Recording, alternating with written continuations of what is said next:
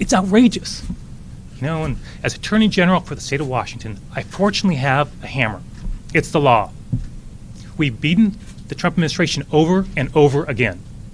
It is a dark pall of cruelty and inhumanity which has covered this land as a result of this president's willful, malicious bigotry, which has attempted to stifle the dreams of some of the strongest, most ambitious, most vibrant, most brilliant people in our blessed community, and that's the Dreamers. We are prepared to defend the DACA program because it is fully lawful. We're undocumented, that we're unafraid, and we're sitting here, all DACA recipients, to show Trump that we're not going to be afraid of him, that we're tired of him attacking us, and we're going to continue to fight not just for Dreamers, but for our families. We didn't come to this country alone. We came with our community. We came with our families. And for my family, and for all the other people out there just like me. Now, you would think, based on the response that we have seen from the left to what President Trump decided to do with DACA, that Trump said that he was going to personally round up all of the immigrant babies and ship them back to Mexico.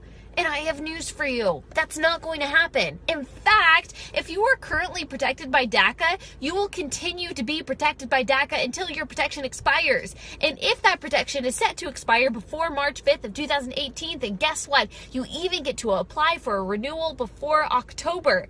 And if you have an application that is in the mix right now, it will continue to be processed and considered. So I really don't see the heartlessness and lack of compassion that the left is talking about. What I see is an administration that is trying to right the wrong committed by President Obama in 2012 when he unilaterally pushed through a piece of legislation without congressional approval, which is not supposed to happen with immigration issues.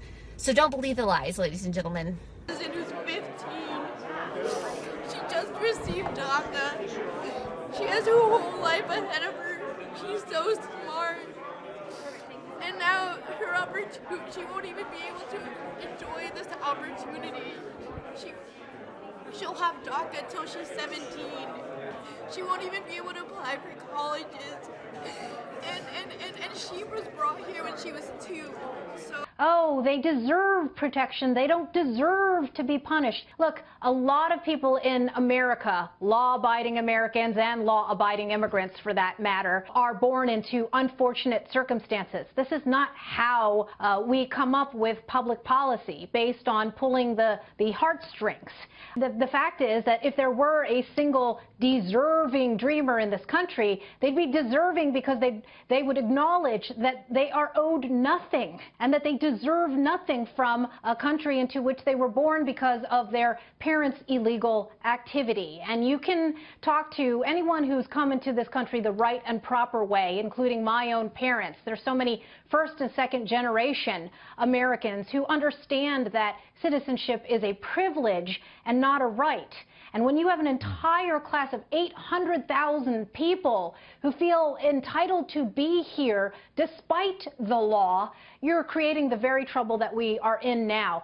These people who claim to be so oppressed and have to live in the shadows when they're out of the shadows on the lawns of the White House or in front of the public sidewalks in front of Trump Tower demanding. Trump, you have failed canceling DACA. This measure is cruel and heartless. You're canceling the future of 800,000 children and young people. I hope your grandsons never be in this terrible situation. You know, I'm here, I'm from Nicaragua. I have 30 years here living in California.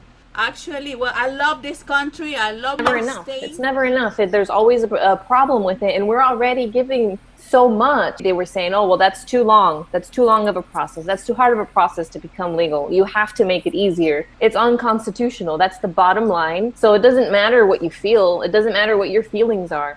Nobody's thinking of the legal Latinos here and what our families did to get to this country and what right now so many people that love and respect this country and its laws are doing to get here. Jasmina mentioned, you know, the people's reaction with the Mexican flags. I've heard so many interviews, and these dreamers or illegals, I don't know if they're necessarily dreamers, but they all seem to demand, and you're going to let us stay, Yeah, and we have a that's right. right. And it baffles me that they think that they have a right to be here, but that's Obama's legacy.